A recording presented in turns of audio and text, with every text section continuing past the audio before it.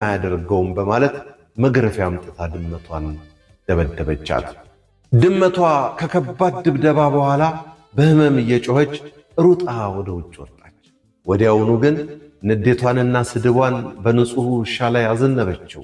በውስጧ እንዲህ ብላ አሰበች፣ እኔ ወደ ጓዳ ገብቼ ወተት ልጠጣ እንደሆነ የነገርኩት ለዚህ ውሻ ብቻ ነበር።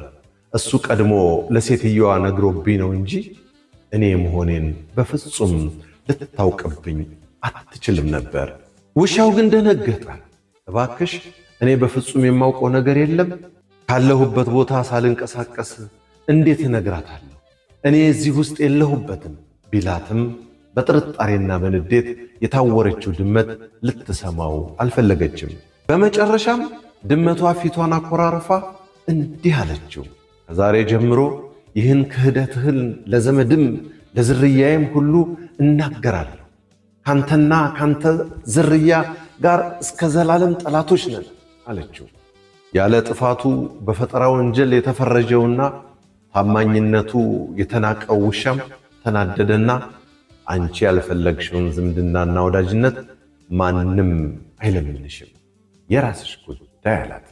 ከዚያች ቀን ጀምሮ ድመትና ውሻ ያን ጥንታዊ ፍቅርና ወዳጅነታቸውን አፍርሰው የትም ቦታ ሲገናኙ እንደ ጠላት እየተፋጠጡና እየተሻኮቱ የሚኖሩ ጠበኞች ሆኑ ይባላል።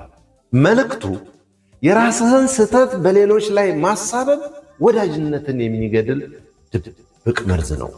ከኩራት በኋላ ውድቀት አለ። ድመቷ መጀመሪያ በውሻው ላይ በትዕቢት ስትመካ ነበር። ነገር ግን ያ የሥነ ምግባር መላላትና ስግብግብነት ወዲያውኑ ወደ ትልቅ ጥፋት መራት። ውድቀት ሁል ጊዜ በትዕቢት ጀርባ ላይ ይከተላል። የተሳሳተ ጥርጣሬ አደገኛ ነው። ድመቷ የራሷን ጥፋት ከመቀበል ይልቅ ውሻው ነግሮብኝ ነው የሚል የሐሰት ጥርጣሬ ፈጠረች። በሕይወታችን እውነቱን ሳናጣራ በሰዎች ላይ በምንፈጥረው ጥርጣሬ ምክንያት መልካም ጓደኞቻችንን እናጣለን ለማለት ነው። ውሻው ታማኝና ንጹሕ ቢሆንም ክብሩ ሲነካ ግን የራስሽ ጉዳይ በማለት ራሱን አከበረ። ብልህ ሰው ሰላምን ይወዳል፣ ነገር ግን ክብሩንና ንጽሕናውን ለትዕቢተኞች አሳልፎ አይሰጥም።